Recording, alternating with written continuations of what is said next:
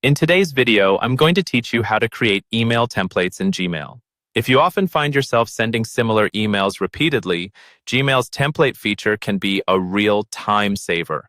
Let's walk through the process step by step, ensuring you can efficiently manage your emails using templates. First, we need to enable templates in Gmail. Start by navigating to your Gmail interface. In the upper right corner, you'll see the gear icon, which stands for Settings. Click on it to open a drop-down menu and select See All Settings. This will take you to the full settings page, which is where we need to be.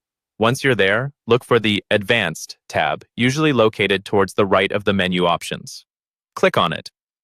In the Advanced settings, you'll see a section labeled Templates. Make sure you click on Enable next to Templates. Enabling this feature is crucial as it allows you to access and manage your email templates. After you have enabled it, remember to scroll down to the bottom of the page and click on Save Changes. This step ensures that your preferences are updated and saved. Now that templates are enabled, let's create one. Begin by clicking the Compose button on the top left of your Gmail dashboard to draft a new email. This opens a new email window where we'll be creating our template. Write down the subject and the body of your email just as you would want it to appear in the template. A vital point to keep in mind here is to remove any automatic email signature from this draft. If you don't, it will duplicate each time you use the template, something you definitely want to avoid. With your draft ready, look for the More Options icon. It appears as 3 dots in a vertical line at the bottom right corner of the Compose window.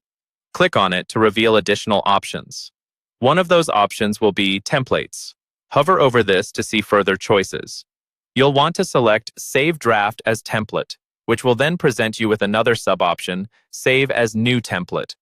Click on this and you'll be prompted to give your template a name. Make sure it is something descriptive that will help you easily identify the template for future use. And there you have it. Your email template is now created and ready to be used whenever you need it.